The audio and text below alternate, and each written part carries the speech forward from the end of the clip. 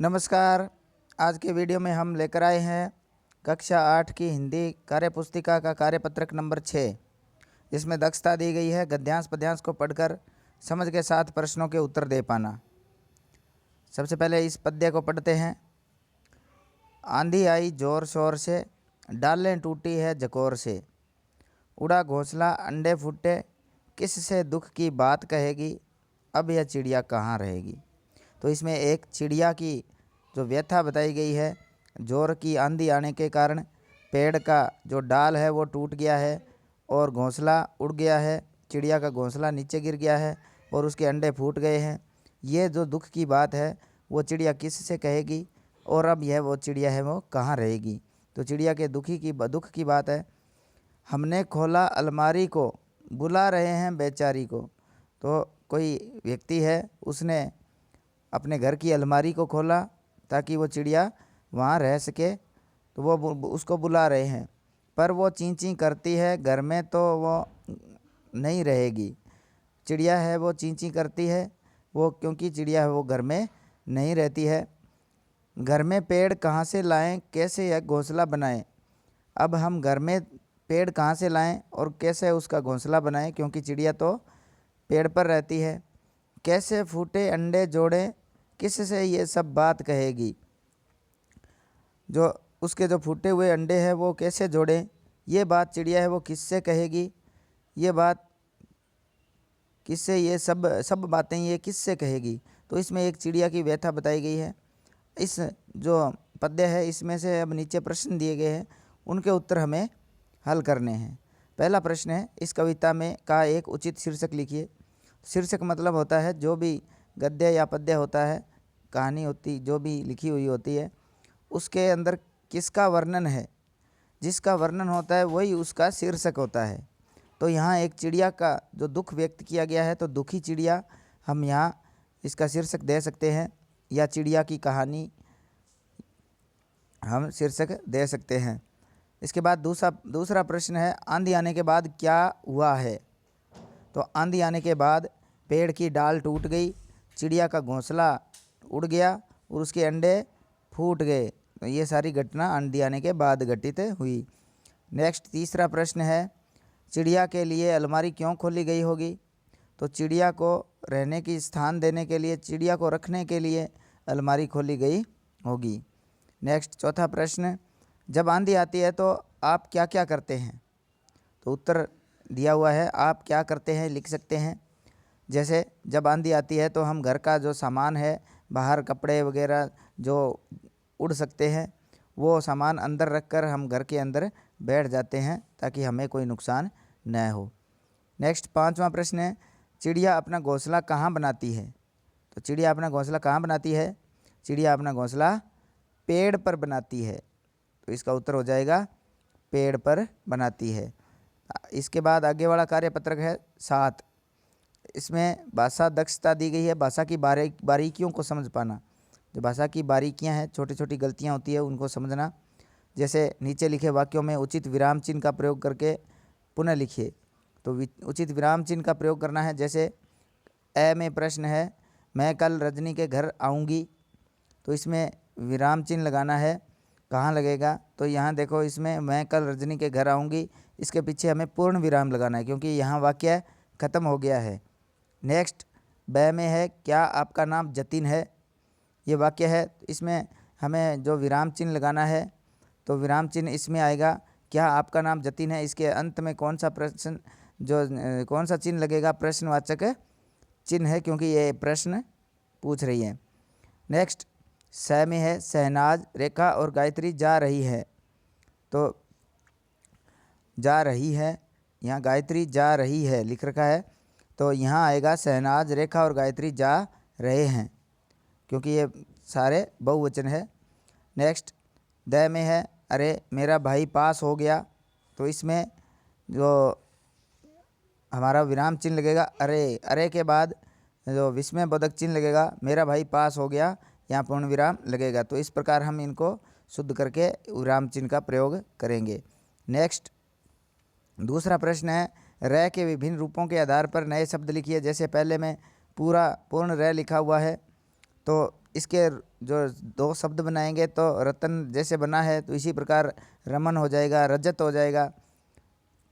हम लिखेंगे बै में है जो पै के साथ रै का प्रयोग है, तो इसमें प्रकाश जैसे प्रदेश, प्रकार, प्रेम, प्रवाह नए शब्द यहाँ जोड़ सकते हैं। इसके बाद रेफ है, रै है, आधा रै है। रेफ रै का प्रयोग जैसे धर्म में किया हुआ है तो कर्म, गर्म, शर्म, इस प्रकार हम यहाँ इसका प्रयोग कर सकते हैं। नेक्स्ट जो अपना शब्द है जो रै दे रखा है जो कि मूर्धन्य रै है जो, तो इसका प्रयोग जैसे राष्ट्र में किया हुआ है इसी प्रकार हमें जैसे ट्रक है, ड्रम है, ड्रामा है, ट्रैक्टर है, तो इन शब्दों का यहाँ हम लिख सकते हैं। इसके बाद नेक्स्ट तीसरा प्रश्न है, नीचे लिखे शब्द सही अर्थ नहीं दे रहे हैं, आप इन्हें इस प्रकार लिखें कि वे अर्थ देने वाले लगें। तो इनको आप सही करके लिखेंगे। जैसे सगीला लिखा हुआ है तो इसका गिलास सही बना दिया। इसी तरह ख में है ठामिस, तो ठामिस का आप ऐसा शब्द बनाइए जो सही अर्थ दे, तो ठामिस, तो इसका मिठास कर देंगे तो सही अर्थ देगा। गै में है लेजबी, तो लेजबी का हम जो सही अर्थ वाला शब्द बनाएंगे तो जलेबी हो जाएगा। घ में है नापसी, नापसी का जब हम शुद्ध रूप बनाएंगे तो वह पसीना हो जाएगा। अंग में कीन मन दे रखा है तो कीन मन को शुद्ध करेंगे तो नमकीन हो जाएगा। और च में है लफ्फू, लफ्फू को हम अगर शुद्ध रूप बनाएंगे तो फूल बन जाएगा। तो इस प्रकार हम इनको शुद्ध बना के शब्द बनाएंगे, शुद्ध शब्द। चौथा प्रश्न है, निम्नलिखित शब्दों के 3-3 पर्यायवाची लिखिए। तो यहाँ पर्यायवाची लिखना है, जैसे आँख के पर्यायवाची लिखने हैं तो आँख के नयन, लोचन, नेत्र, दृग, चक्षु, आप कोई भी यहाँ 3 पर्यायवाची लिखेंगे। नेक्स्ट ख में है हवा, हवा के पर्यायवाची तो समीर, पवन, वायु, वात। इसके बाद ग में है पानी के पर्यायवाची लिखने हैं तो पानी के जल, नीर, अम्बु, तोय यहाँ लिख देंगे। घ में है धरती के पर्यायवाची लिखने हैं तो धरती के धरा, पृथ्वी, भूमि, वसुंधरा, तो यहाँ पर्यायवाची इसके लिख देंगे। नेक्स्ट 5वां प्रश्न है, निम्नलिखित शब्दों का प्रयोग करते हुए वाक्य लिखिए। शब्द दे रखे हैं कुछ, इनसे वाक्य लिखना है। जैसे तोता शब्द से वाक्य बनाना है तो तोता अमरूद खा रहा है या तोता उड़ रहा है, मेरे घर पर एक तोता पाला हुआ है, इस प्रकार आप वाक्य बना सकते हैं। ख में है सितार, तो सितार से मदन सितार बजा रहा है, या और भी आप वाक्य बना सकते हैं। ग में है किताब, तो कविता किताब ला, आप सीधा भी बना सकते हो, या किताब कविता किताब पढ़ रही है, या रमेश किताब ला रहा है, तो इस प्रकार आप वाक्य बना सकते हैं। घ में है थाली, तो थाली से वाक्य बनाना है तो दादी थाली में खीर लाई, तो इस प्रकार आप वाक्य बना सकते हैं। तो इसके बाद हमारा कार्यपत्रक है 8 में है दक्षता है संयुक्त व्यंजन को समझना और प्रयोग कर पाना। तो पहला प्रश्न है, दिए गए शब्दों से संयुक्त व्यंजन अलग कीजिए। संयुक्त व्यंजन आपको अलग करना है, जैसे गुस्सा में से आधा से और पूरा से निकाला हुआ है तो इसी प्रकार अब्बा है, टट्टू, लस्सी, मक्का, शक्कर, ध्वज, सच्चा, मच्छर, इनमें से आपका जो संयुक्त व्यंजन दिखाई दे रहे हैं वो निकालने हैं, जिस प्रकार हमने निकाल रखे हैं। दूसरा प्रश्न है, दिए गए संयुक्ताक्षर का प्रयोग करते हुए 4-4 नए शब्द बनाइए। क्षय से जैसे शिक्षा, क्षत्रिय, दीक्षा, भक्षक शब्द लिखे हैं, तो इसी प्रकार हमें ज्ञ से बनाना है तो ज्ञान, विज्ञान, संज्ञान, यज्ञ हो जाएंगे। त्रय से पत्र, मित्र, पत्रकार, सत्रह, इस प्रकार बना सकते हैं, नेत्र हो जाएगा। श्रेय से श्रेष्ठ, श्रवण, श्रम, श्रीमती, श्रीमान, परिश्रम, और भी बहुत सारे शब्द हैं जो आप श्रेय से यहाँ लिख सकते हैं। नेक्स्ट और तीसरा प्रश्न है, दिए गए संयुक्त व्यंजन का प्रयोग करते हुए नए शब्द बनाइए। आपको जो आधा रै और मैं के साथ जो शब्द बनाने हैं वो लिखने हैं। इसके प्रयोग से जैसे गर्म शब्द बना है, इसी प्रकार नर्म, धर्म, शर्म, मर्द, इस प्रकार हम यहाँ शब्द लिख सकते हैं। यहाँ शर्मा लिख सकते हैं। इसके बाद कक्का लिखा हुआ है, आधा क और का के प्रयोग से नए शब्द बनाने हैं, जैसे हक्का, बक्का, पक्का, मक्का, छक्का, इस प्रकार यहाँ प्रयोग कर सकते हैं। प्र से बनाना है तो प्रकार, प्रखर, प्रदेश, प्रयोग, प्रवाह, इस प्रकार हम यहाँ लिख सकते हैं। द्वय, द्वय का प्रयोग करना है तो द्वार, द्वारा, द्वितीय, द्वीप, द्विवेदी, द्वारिका, इस प्रकार प्रयोग करके हम यहाँ कर सकते हैं। नेक्स्ट चौथा प्रश्न है, निम्नलिखित शब्दों से संयुक्त व्यंजन और द्वित्व शब्दों वाले व्यंजनों को अलग करके लिखिए। संयुक्त व्यंजन और द्वित्व वाले अलग अलग करने हैं।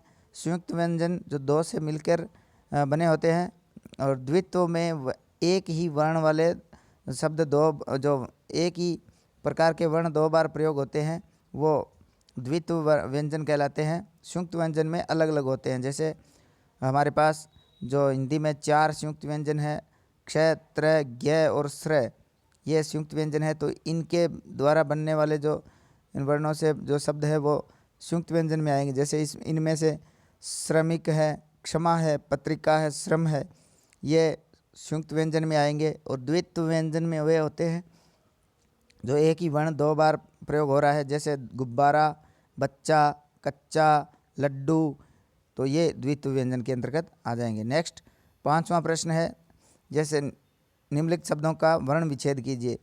इनका वर्ण विच्छेद करना है। जैसे थर्मस का किया हुआ है, थ प्लस ए प्लस र प्लस ए प्लस मैं प्लस ए प्लस स प्लस ए, जिस प्रकार ये किया हुआ है, इसी प्रकार सुमन, थैला, शर्म और स्वाद, इनका हमें वर्ण विभाजन करना है। तो आप जैसे इसमें किए हुए हैं, सुमन का स लिखेंगे, इसके हलंत लगाएंगे, स में से जो मात्रा अलग निकालेंगे तो स में ऊ की मात्रा है तो ऊ को बाहर निकालेंगे। फिर मैं लिखेंगे, मैं में से जो स्वर है वो बाहर निकालेंगे, तो मैं को हलंत करके और इसमें स्वर है ए, तो ए लिखेंगे।